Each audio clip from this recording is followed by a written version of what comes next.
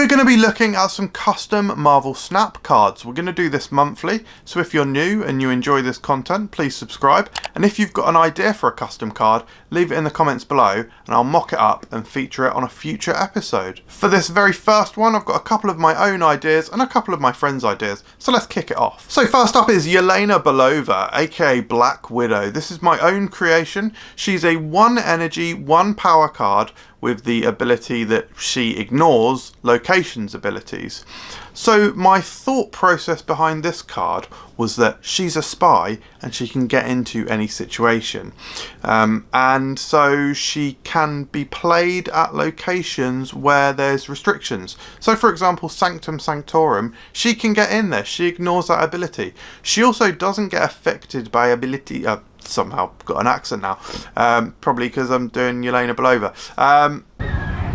She also doesn't get negatively affected by those locations that reduce the power of cards. So yeah, I'm pretty happy with the design on this. She's not very powerful in terms of cost. However, the fact that you can get her into places like Sanctum Sanctorum means that she is very versatile. And similarly to Colossus, she doesn't get reduced. So there's a lot of interesting things here. There is some negatives to the card as well. For example, she wouldn't get power doubled from Shuri's lab, just off the top of my head. But I think it makes her an interesting card. Now, I'm going to follow in the footsteps of some of my favourite Hearthstone content creators and rank these cards on both flavour and balance. So on balance, I think I'm going to give Yelena 4 stars. She's not overpowered, I wouldn't say. She gives you an advantage at some locations, a disadvantage at others, and she's just very flexible. Also, she is, she's a 1/1, so she can die to things like Killmonger as well. In terms of flavour, I'm going to give it 3 stars. I think I've sort of done fairly well, creating like a spy style card. But let me know what you think in the comments below. Next up is Bruce Banner. He's a 4 energy, 2 power card. So at first, he might not seem very strong. And he's got the on reveal ability, add Banner's lab here. What's Banner's lab? Let's take a look at Banner's lab. So Banner's lab is a 4 energy, 0 power card, although just is, created as a copy, so to speak, from Banner. But it's got the ability of cards that move here transform into the Hulk.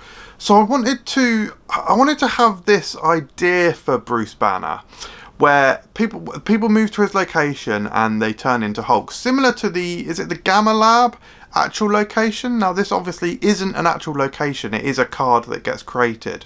And I wanted to limit its power level a little bit, because if you have got cards like Nightcrawler, it's doing a really strong power swing, and I wanted to limit it a little bit, with this being 4 energy and takes up 2 spots, so you really only have the ability to do 2 movements in. Now this is a symmetrical power, so it's the case for both players. So if your opponent has got the ability to move cards as well, you may not want to play Bruce Banner. But I'm going to rate this card. This is another one of my own. I'm going to rate this card. I think flavour-wise, it's not too bad. 3 stars. I'd be interested to revisit maybe doing a different style of Bruce Banner. And I'm just not 100% sure on my idea to create an actual location as a card, rather than that is in addition to the official location.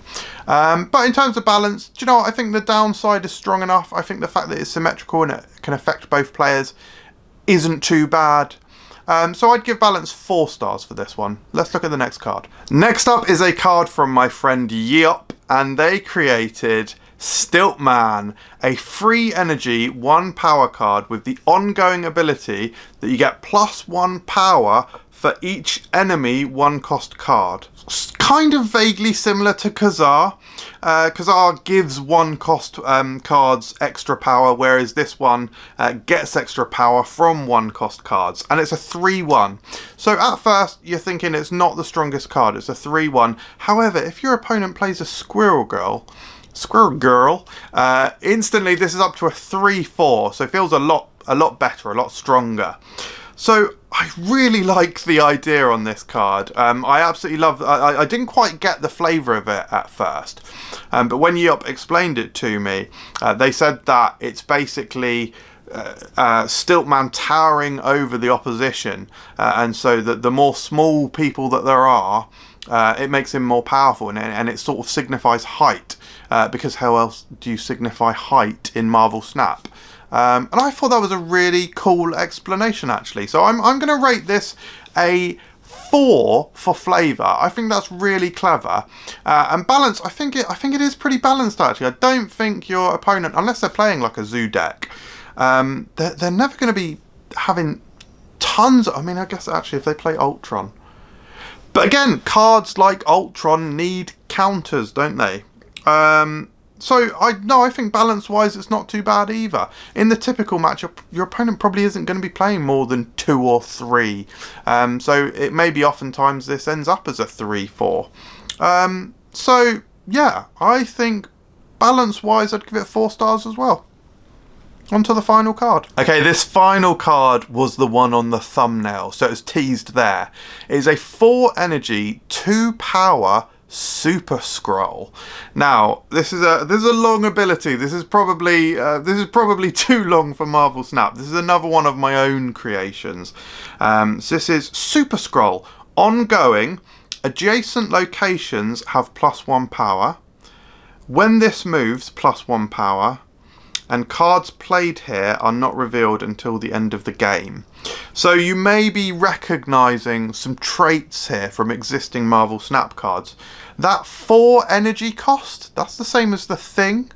And then we've got similar abilities to Mr. Fantastic, Human Torch and Invisible Woman. So I've combined them all into one for this Super Skrull. 4 energy, 2 power. So it's not the strongest, however it has got those bonk. It has got the Mr. Fantastic bonky arms, so it's sort of a 4-4, and then it's got these other advantages, so getting +1 power when it moves, and also the Invisible Woman advantage as well. Now it is a more expensive card, so actually in terms of moving ability, it can only move twice anyway. Or can it move twice on each turn, depending on who's got priority? Actually it could move 4 times if your opponent moves it as well as you. So there's a little bit of opportunity for scaling there. And I just think it's very versatile as well. You've got the side locations, you've got the secrecy element, and the benefit for moving. So I feel like this could go in a number of different decks. I think it's a really interesting concept. I mean, listen, guys, to be honest, I know it's a bit weird ranking your own cards. That's why I encourage you to let me know in the comments below your ideas for some custom Marvel Snap cards. But I'm sorry, flavour, I smashed it out of the park with this one. 5 stars. 5 stars for flavour, right? For balance, I think it's fine as well. It's a complicated card, and there's a lot of information to it. So I would almost want to see this in action, which of course is impossible because it's a custom card. But I'm going to go with 4 for balance. I think it feels pretty good. I would be so interested to hear not only your feedback on the cards that I've presented to you today, but also any ideas that you've got for custom cards. I would absolutely love to mock up your ideas and feature them in future videos. Please subscribe if you're new.